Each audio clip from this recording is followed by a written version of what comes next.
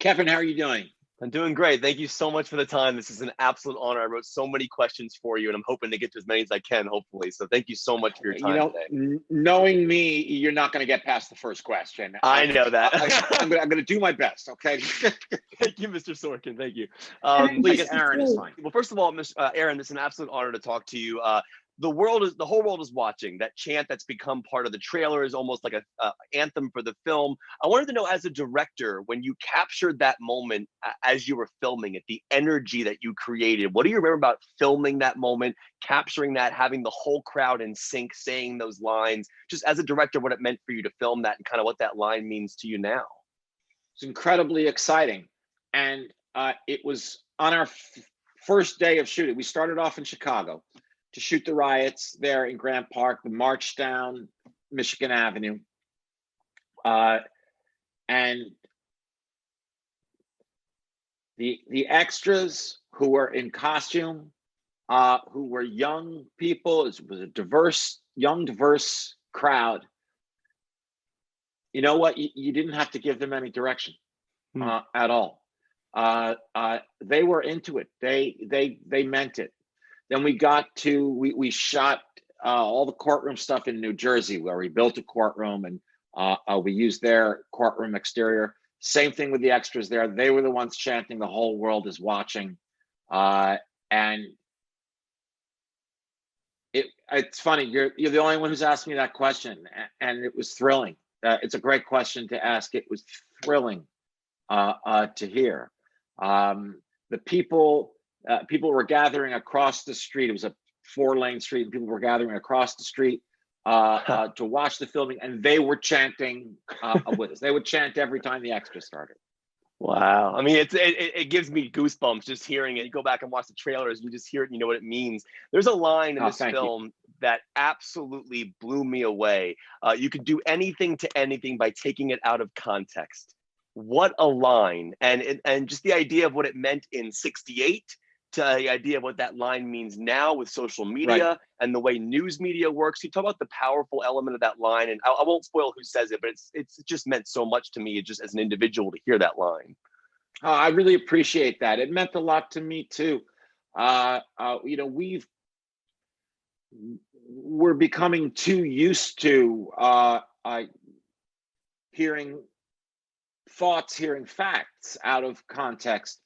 Largely because it's not just because of social media. It's you find it on the TV news. There just isn't time to give you the whole story, or it's catchier if you just grab this quote, that kind of thing.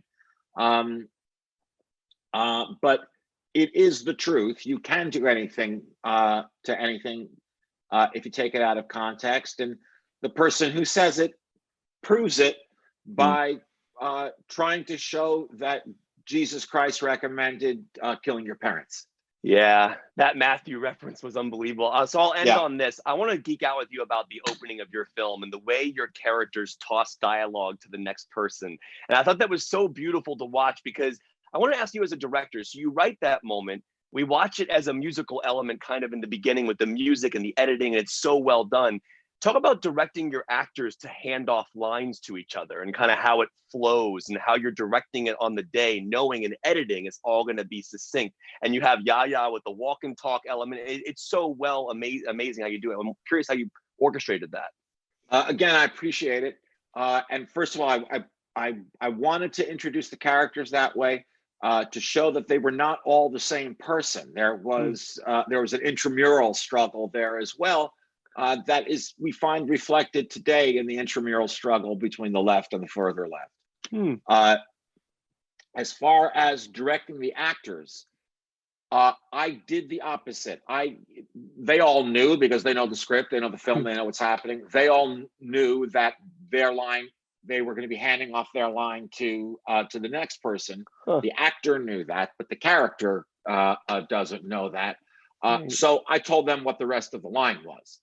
And had them do the whole thing. Oh, they say the whole line. You don't have to edit the movie for me.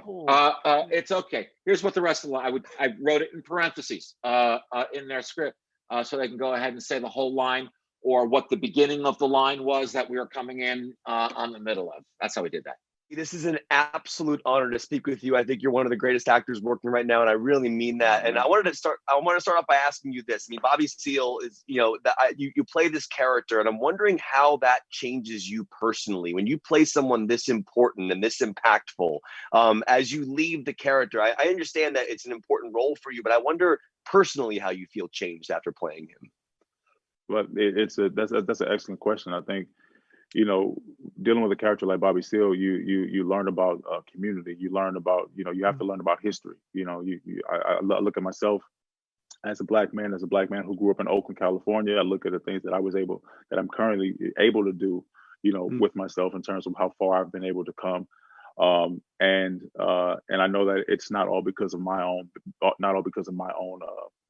merit. I know that there were people who sacrificed, who put themselves on the line, so that I could have a good education, so that I could grow up with ideas of black pride and community empowerment and community engagement, all of the things that helped me to be the person that I am. So I think I left more well-rounded with a greater sense of responsibility, urgency for the betterment of our people, and with a better all-around worldly education, I think. It's an amazing performance. I love the beginning of the film and how musical the dialogue cuts all together, the way Sorkin cuts it. It's very, but his dialogue comes across so beautifully and musically, in my opinion, as you watch it edited together with the music. As you shoot it, are you aware of how it's going to be cut together, and how it's going to be so streamlined so quickly with the music? And does he kind of give you that vibe on set so you can capture it, or is that all done in the editing? Wow, no, I think that's really? 100% in editing. But his as a writer and a director, he gives us the words are enough, man. The words do so much, and there's a musicality to his words. There's definitely a rhythm to his, his text, and so we were very, very fortunate to the point where he didn't have to do much. He just kind of gave us the meal and kind of watch us go to work. Gave us the tools and watch us go to work. Amazing script. I think episode 8 of Watchmen is one of the greatest pieces of television I've ever seen in my entire life. I've watched that episode twice. I cannot get over how brilliant that scene, the whole scene of just you and Regina at the bar together, and the calmness of how you described who you are and what you're doing. I was just asking, specifically what you remember about shooting that scene, and did you know how special it was as you were in the middle of that moment with Regina? Yeah, I remember being hot under the mask. I remember being I remember still, that was the first scene that I shot as Dr. Manhattan. So I remember being, I remember still trying on the voice and still. That was the first time? Well, publicly. I remember sharing it publicly for the first time, and just, saying, hey, okay, this is a choice. I'm going to go for it and do that. I remember Regina being so kind and being so patient, and I remember hoping that I was a good scene partner for her because I was behind a mask, and because Dr. Manhattan's tendency to show a limited range of emotions. And I remember Nikki supporting us throughout the whole way. That was 16-page scene, so we did it over the course of not very many days, maybe 2 days. And I don't think I knew how that it was something as special as it was. I knew that it was a special moment, and for me, it was a special moment as an actor, and when it came out and came all together, then I think that's when it started to sing as a more culturally relevant piece. But I was very, very proud of it. I appreciate your words for that. Eddie, it's great to see you, man. I hope you're doing well. I'm doing fine, man. I'm just lovely to see you too. I'm sad that it's not in an actual hotel somewhere, but it's good to see what your house looks like. I know. I mean, my wife and I, we have 1,600 Blu-rays. We have a whole collection, man.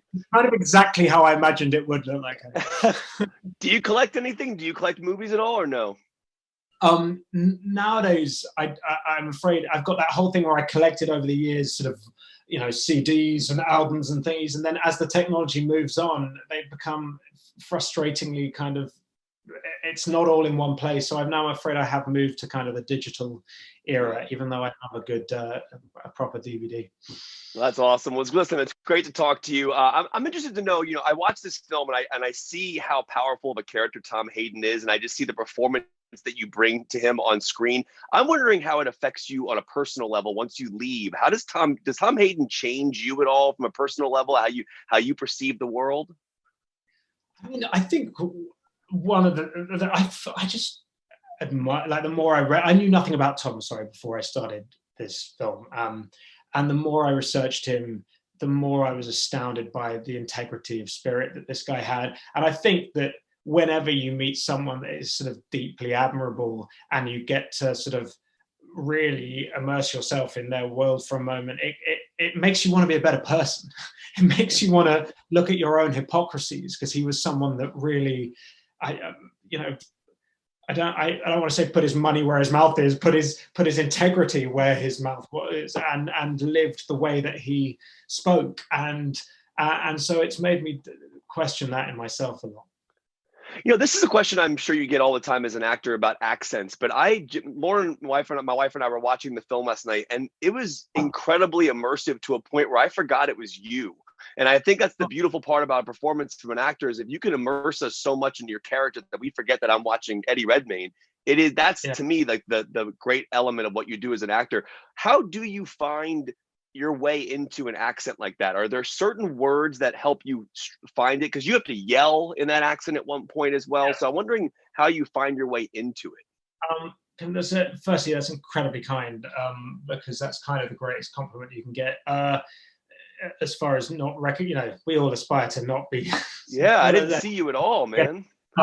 But honestly, I started out weirdly, and often in England, if you're an actor, you start out doing English things and English and period dramas. And weirdly, for my first play in London was an Edward Albee play, and sort of one of my first films was The Good Shepherd, playing an American character, and then I kind of went through an English, and I did lots of little films that were lots of different American accents. They were indie films, and I worked with a brilliant dialect coach, a guy called Michael Buster, and then I went through this English period dramas phase of basically only playing English. And what's weird is when you're known for that, that's then the offers you get. And what I love is that I think Aaron Sorkin had actually seen a play I did on Broadway called Red, I don't know, and in which I played American, and so was one of the few people in Hollywood was, oh, maybe that guy can play American. And he gave me this part, and I worked with Michael Buster again. And I love it as a way of working, because I start with the accent actually. And it's a bit like learning to play.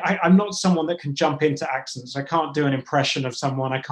It's not inherent to me. I don't have that skill. So I have to start a bit like learning to play the piano. You start with kind of scales, or you start with little exercises and it very technically.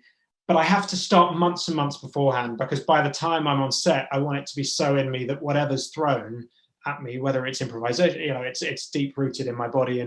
And this was a film that didn't have money, so didn't have necessarily didn't have that time support, but they kindly allowed me to work with Michael for a period beforehand.